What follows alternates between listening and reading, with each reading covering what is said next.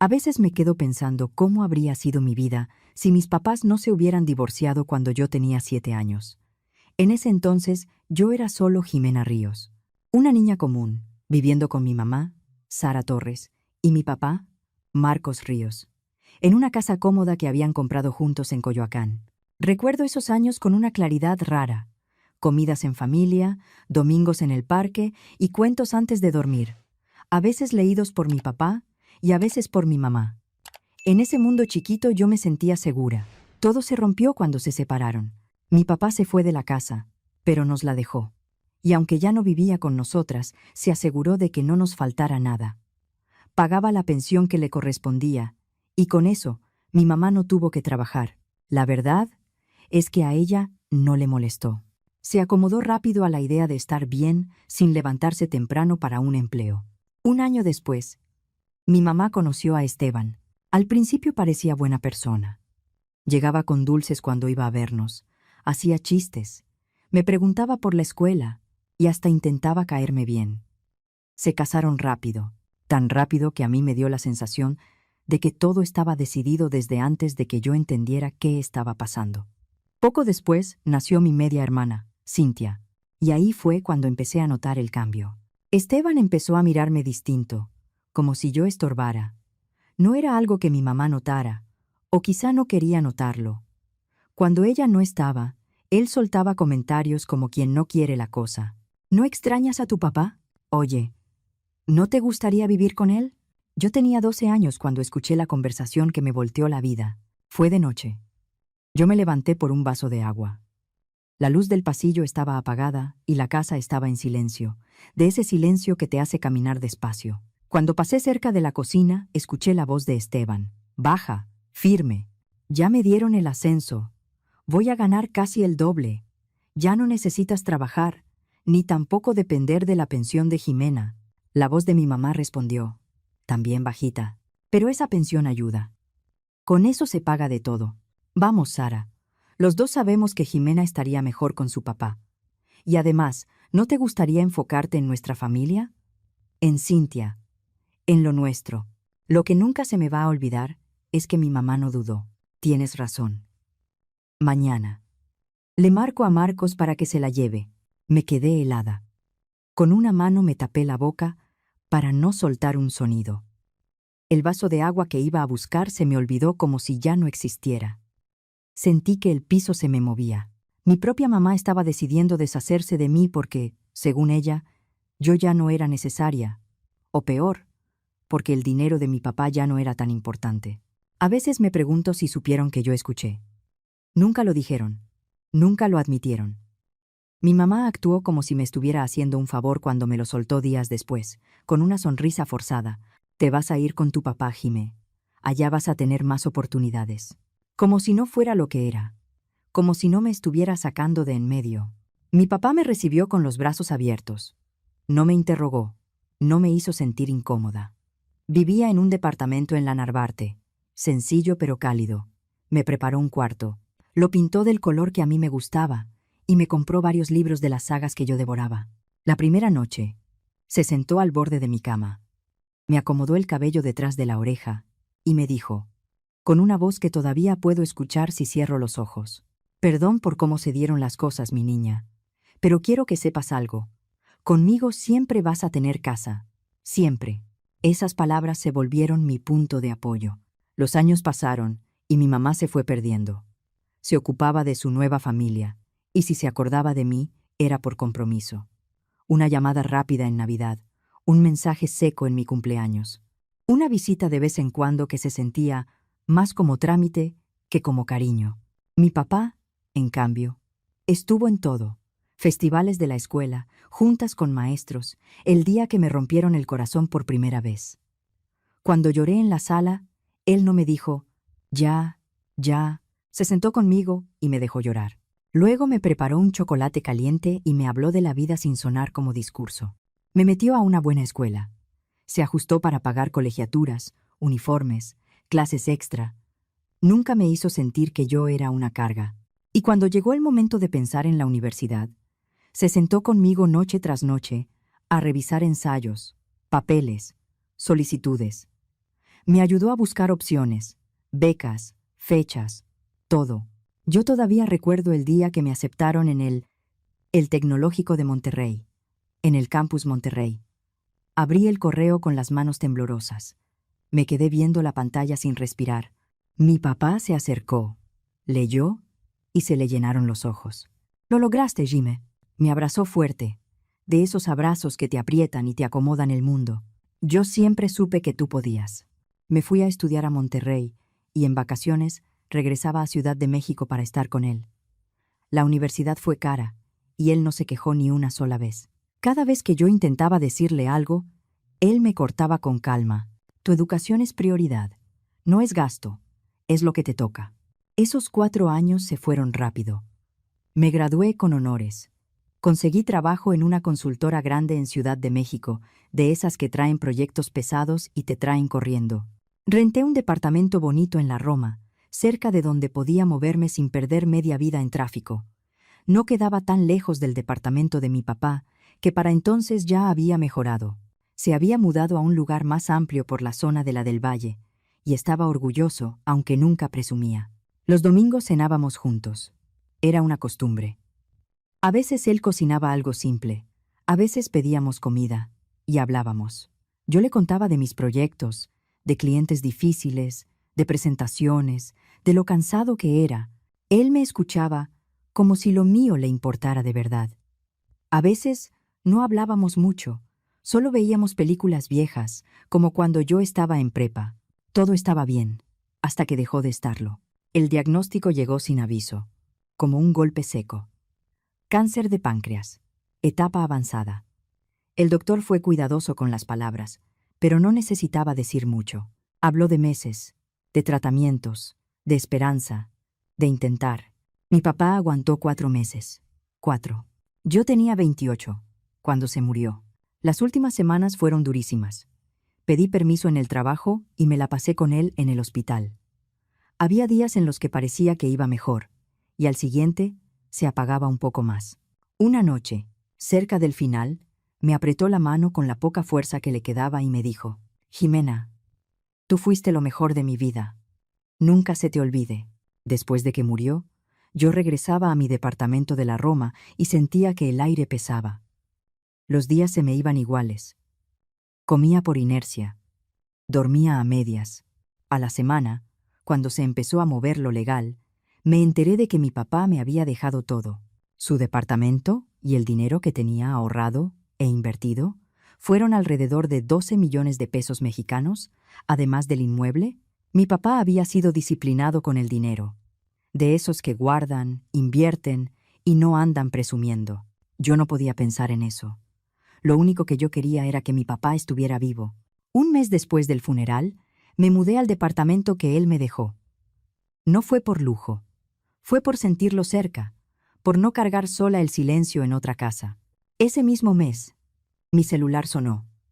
Casi se me cayó cuando vi el nombre. Mamá, Jimena. Su voz venía dudosa. «Me enteré de lo de tu papá. Lo siento mucho». No había sabido de ella en años. Me quedé callada un segundo. «Gracias», alcancé a decir. «Yo sé que no es buen momento, pero…». Se detuvo, como midiendo el siguiente paso. «Esteban también falleció hace poco. Un infarto». Hubo un silencio raro. «He estado pensando mucho en ti», agregó. No sé si fue el duelo, o si yo estaba tan sensible que me agarré de cualquier cosa, pero acepté verla. Quedamos de vernos en una cafetería de la Colonia del Valle. Un café se volvió otro, luego visitas. Y por primera vez en años volví a convivir con Cintia de verdad. Cuando era bebé yo apenas la había cargado un par de veces. Ahora ya era una joven. Tenía 19, saltando de entrevista en entrevista, sin dirección clara. Mi mamá trabajaba de cajera en un Soriana, nada que ver con la vida cómoda que tuvo cuando yo era niña. Empecé a visitarlas varias veces al mes. Les contaba de mi trabajo, de mis viajes por proyectos, de escapadas a Querétaro o Valle de Bravo. Alguna vez sí viajé a Europa por trabajo y un par de vacaciones, no lo voy a negar. Y empecé a llevarles cosas, perfumes, ropa, detalles, cosas que a mí ya no me costaban como antes, pero que para ellas eran un lujo. Se volvió costumbre. Yo sentía que si llegaba con las manos vacías, estaba siendo mala. Como si me tocara compensar algo. Antes de cada visita pasaba por un centro comercial, o me metía a Liverpool, o compraba algo en línea para recogerlo en tienda. Cynthia se emocionaba mucho con la ropa. ¿Neta, Jimé? ¿Esto es de allá?, decía cuando le llevaba algo bonito. Sus ojos se le iban con las bolsas, con las etiquetas. Está precioso. Al principio me gustaba verlas contentas. Y si soy honesta, creo que una parte de mí estaba intentando comprar el cariño que nunca tuve de mi mamá. Un día decidí preguntarles directo qué querían de verdad, para no estar adivinando. Es que no quiero llevarles cosas al azar, les dije. Díganme qué les hace falta. Mi mamá bajó la mirada, como si le diera pena. Ay, no, mi vida. ¿Cómo crees?, dijo. Pues, si acaso unas toallas nuevas. Las de la casa ya están bien viejas. Unas de Walmart, lo que sea. Cynthia también se hizo la tímida. Yo, no sé. Quizá maquillaje, pero del súper, nada caro. Yo respiré tranquila. Me pareció razonable. Pero algo cambió a partir de ahí. Los pedidos empezaron a crecer y además empezaron a llegar con más frecuencia. Mi mamá pasó de pedir toallas a mandarme mensajes por WhatsApp con cosas para la casa, sábanas, unos trastes, un par de zapatos porque ya se le estaban abriendo. Luego se soltó con un perfume, bueno, porque el barato no le dura. Y de repente llegó el primer pedido grande. Oye, vi una bolsa Gucci que está divina. Si vuelves a viajar, ¿me la podrías traer? Luego ya no era solo lujo. Hola, Jime. Si vas a salir, ¿nos compras despensa? Ya no surge. Y después, como si ya fuera normal. Cynthia necesita ropa de invierno. Si te queda, algo de marca estaría bien, porque esas cosas duran. Me quedaba viendo la pantalla con el estómago revuelto. Ya no eran solo caprichos. Me estaban metiendo en sus gastos básicos también, como si yo fuera su solución para todo. Una tarde me llegó otra lista larguísima, con cosas de supermercado, perfumes y marcas que ni yo compraba así nomás. Sentí que ya era demasiado. Me fui a su casa en Tlalnepantla, porque para entonces se habían mudado a un departamento pequeño por allá. Salí temprano para no quedarme atrapada en el tráfico, y aún así me aventé un buen tramo de periférico. Nos sentamos en su mesa de la cocina. La casa olía a detergente barato y a comida recalentada. Mi mamá se veía cansada, pero Cynthia estaba con el celular en la mano, como si yo le estuviera quitando tiempo. Mamá, Cynthia, tenemos que hablar, dije. ¿Qué pasó, mi amor?, preguntó mi mamá, acomodándose en la silla. Las listas, dije, tratando de no sonar agresiva. Las cosas que me piden todo el tiempo. Ya se está saliendo de control. Mi mamá se movió incómoda. ¿Cómo crees? Si tú solita nos dices que... Empezó. Cynthia rodó los ojos. Ay, Jimena, no exageres. Ni que te fuéramos a dejar pobre. Ese no es el punto, respondí, intentando mantener la calma. Sí, tengo dinero. Me va bien. Pero una cosa es ayudar, y otra cosa es que ya lo den por hecho. ¿Y qué?, me interrumpió Cynthia, levantando un poco la voz. ¿Vas a guardar todo para ti mientras tu familia batalla? Tú con tu departamento bonito, viajando, y nosotras contando monedas. Me ardieron las mejillas. Cynthia, no es así. Sí es así, insistió ella. Tu papá te dejó un montón de dinero, y tú te haces la difícil. Estás siendo egoísta. Egoísta. Esa palabra me pegó donde más dolía. Porque yo no estaba escuchando a Cynthia. Estaba escuchando a la niña de 12 años que oyó a su mamá decir que la iba a entregar, porque ya no necesitaba su pensión. Sentí el pecho apretado. Y antes de pensarlo demasiado, lo solté. Ese dinero viene del único papá que sí me quiso, del que no me cambió como si yo fuera un estorbo cuando dejé de ser conveniente. La cocina se quedó en silencio. Mi mamá abrió la boca, pero no le salió nada. Cynthia me miró como si no supiera qué responder. «Es mi dinero», dije ya, de pie, con la voz firme, aunque por dentro me temblaba todo. «Y yo decido cómo lo uso». «Ah, qué buena hermana», soltó Cynthia con sarcasmo. «Qué bonito tratas a tu familia». Me fui. Cerré la puerta fuerte. Manejé de regreso con las manos rígidas en el volante, tragándome el coraje. Pasó un mes sin que me hablaran. Ni mensaje, ni llamada, ni listas. Una parte de mí se sintió herida, y otra parte se sintió en paz, como si por fin me hubieran quitado un peso. Hasta que un día sonó el teléfono. Era mi mamá. Jimena, ¿puedes venir? Necesito hablar contigo. Es importante. Había algo en su tono que me inquietó. No era el tono exigente, era otro, como de urgencia real. Me ganó la preocupación y fui esa misma tarde. Mi mamá estaba sentada en la misma mesa. Se veía más apagada. Cintia estaba cerca, seria, sin el gesto de siempre. ¿Qué pasa?, pregunté, sentándome. Mi mamá tomó mi mano. Fui al doctor, Jimena. Es mi rodilla. Me dijeron que necesito cirugía ya. Reemplazo total. Sentí que se me heló el estómago. ¿Qué tan grave es? Mucho, dijo ella, y la voz se le quebró. Si no me la hago pronto, puedo quedarme mal. El doctor dice que podría terminar sin poder caminar bien. ¿Y si no puedo trabajar? Me vino la imagen del hospital, de las máquinas, de mi papá apagándose. Me entró un miedo que no era solo por ella. Era por mi recuerdo. Mi mamá respiró hondo. El mejor especialista para esto está en Monterrey. Me dieron lugar, pero... Miró a Cintia como pidiendo respaldo. Todo va a salir carísimo. Cirugía, hospital, rehabilitación. Es un paquete completo. Cuesta 1.400.000 pesos. Yo tragué saliva. ¿1.400.000? Sí, dijo rápido. Yo sé que es muchísimo. Pero Cintia va a ir conmigo para ayudarme. La recuperación es como un mes.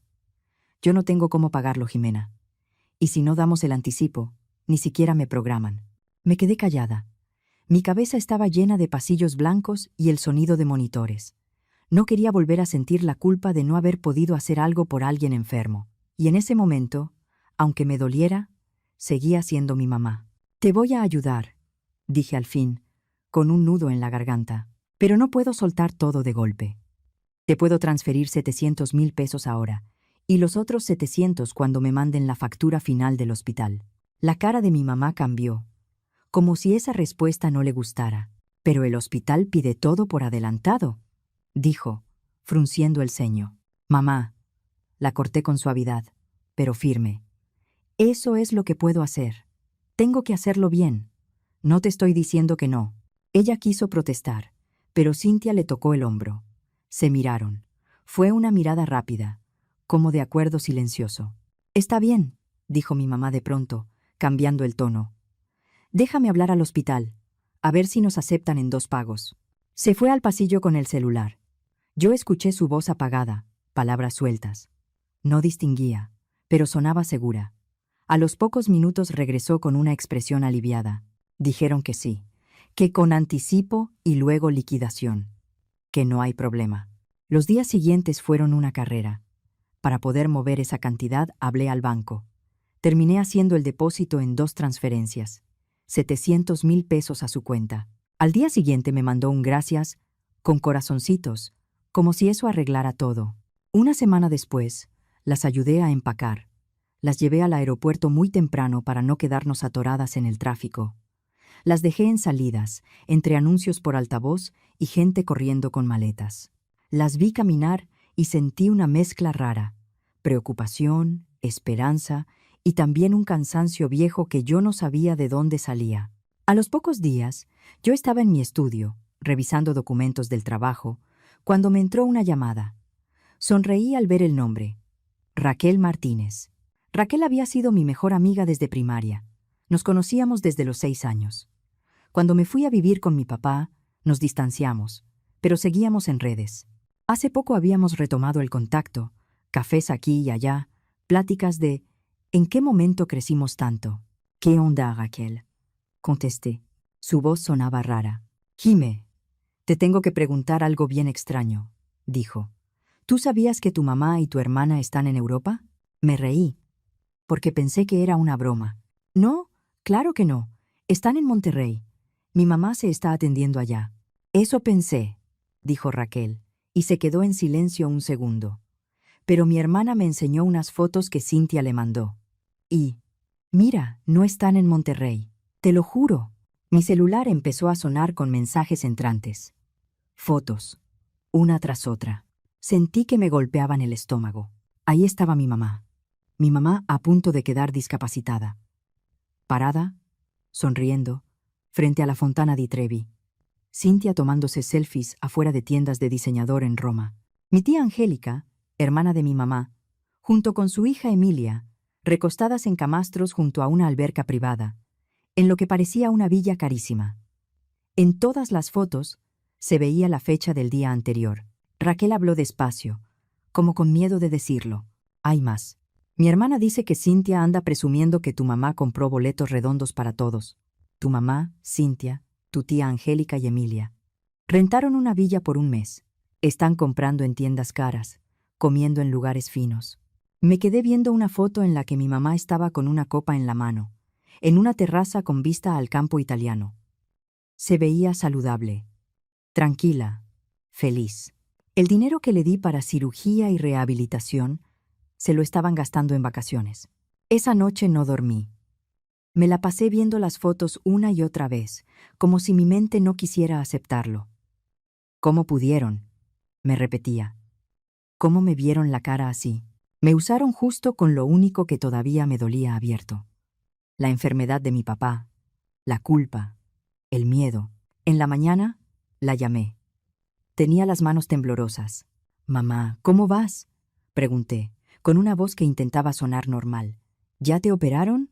«Muy bien, mi amor», respondió mi mamá, como si nada. «Sí, todo salió perfecto. El doctor dijo que quedó de maravilla. Ya estoy empezando rehabilitación». Me agarré del borde del escritorio. Sentí náuseas.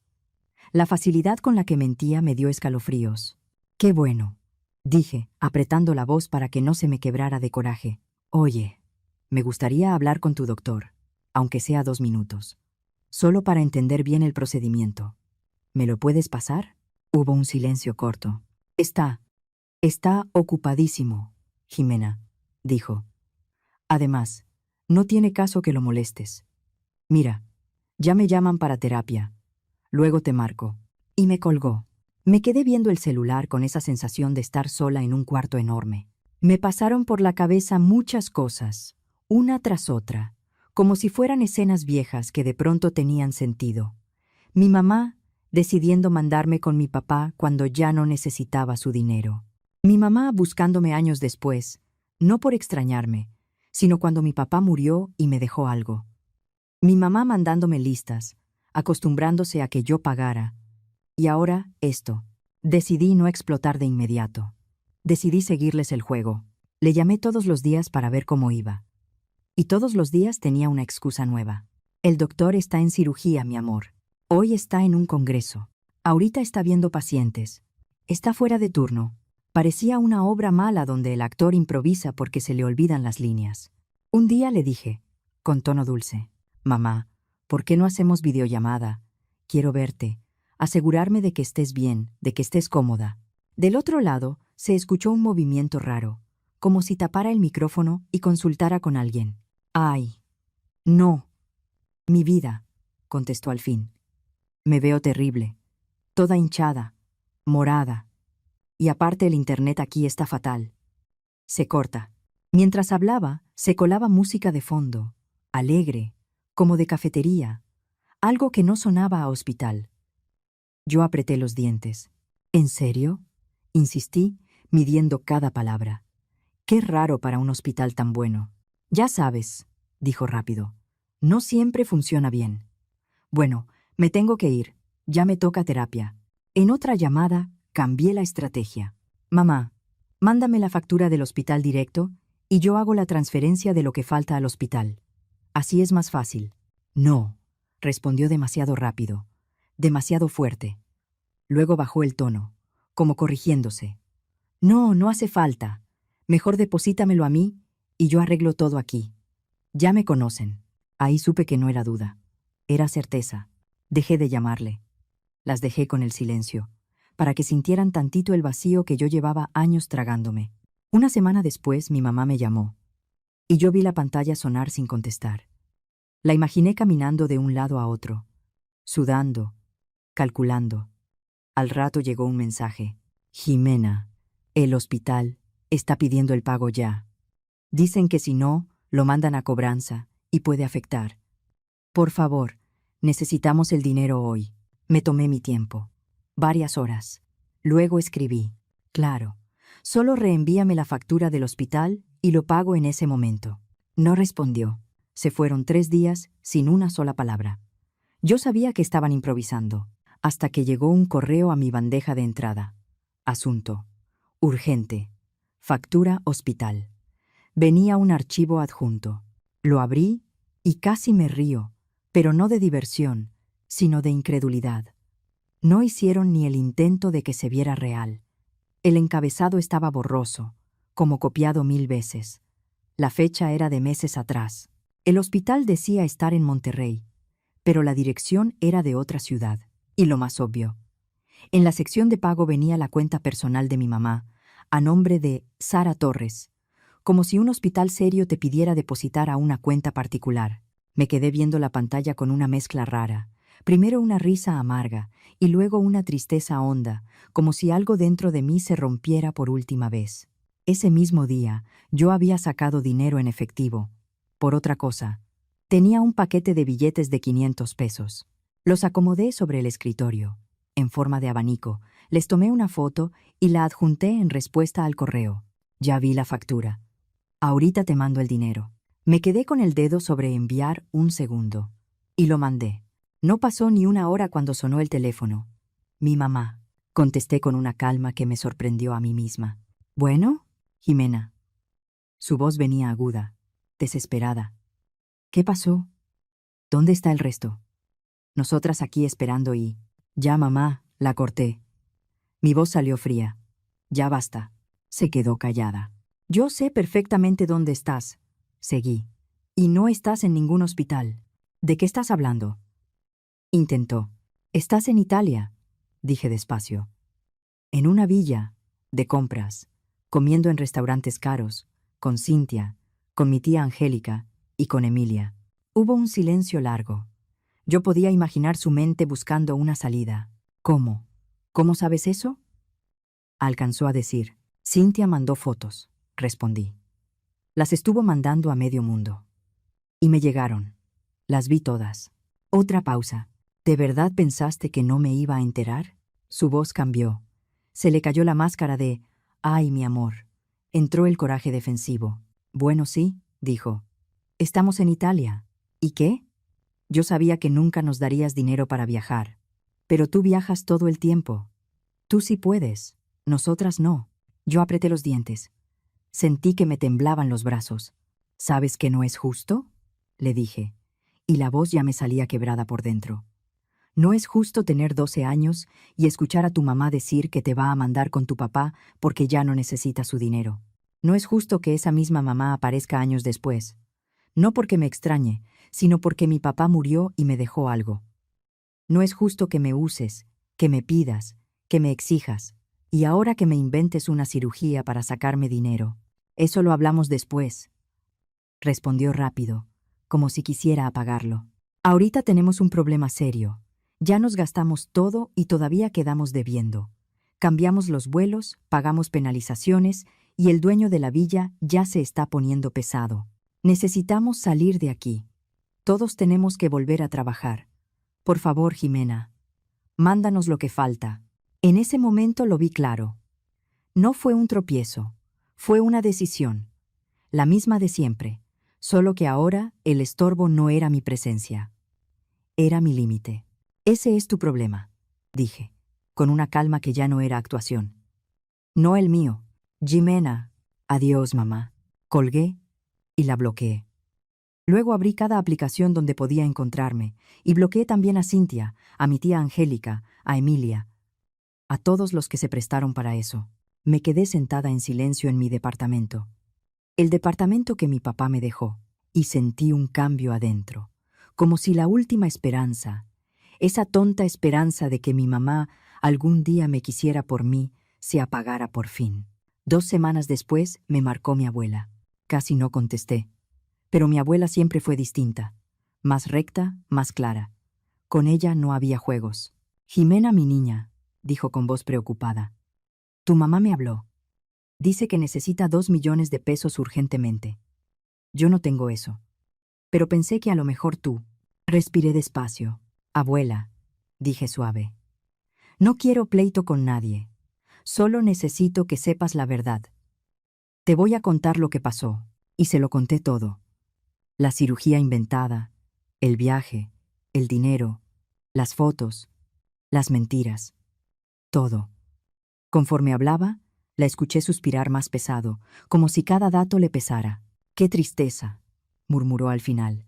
Yo no sabía que Sara, que tu mamá fuera capaz de algo así. No te preocupes por ellas, le dije.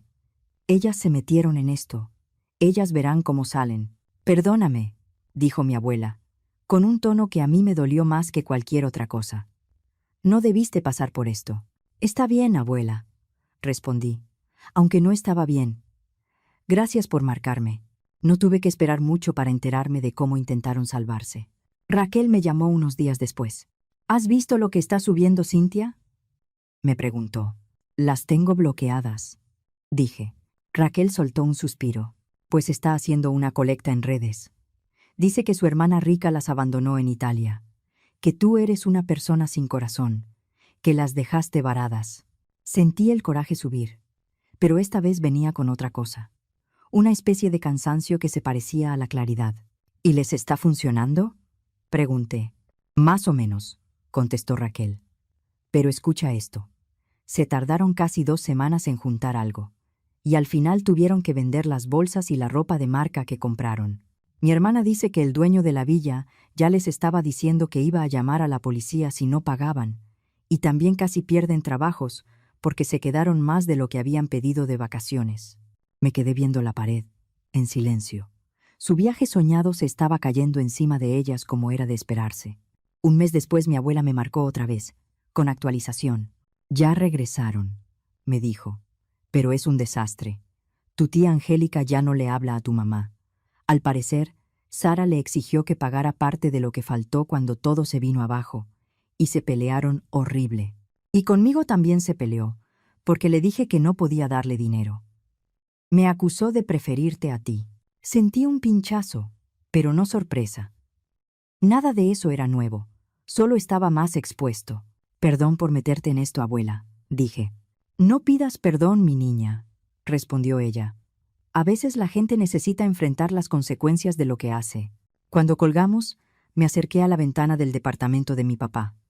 Afuera, Ciudad de México estaba como siempre, enorme y viva. El sol se estaba metiendo, pintando el cielo de naranja y rosa sobre los edificios. En mi escritorio había folletos de viaje. Yo estaba planeando mi siguiente salida, ahora a Grecia. La Jimena de antes se habría sentido culpable por viajar mientras mi mamá y mi hermana batallaban. La Jimena de antes quizá las habría invitado, solo por intentar una vez más tener esa familia que yo quise de niña. Pero esa Jimena ya no estaba. En mi cabeza regresaron las palabras de mi papá en el hospital. Tú fuiste lo mejor de mi vida. Nunca se te olvide.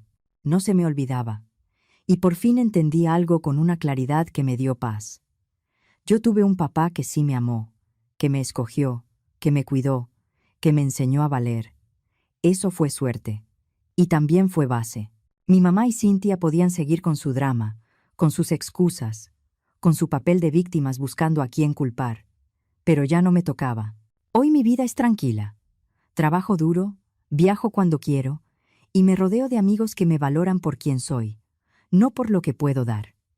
A veces me entero de cosas por mi abuela, que si mi mamá sigue con problemas, que si Cintia sigue quejándose, que si andan buscando una oportunidad para salir adelante.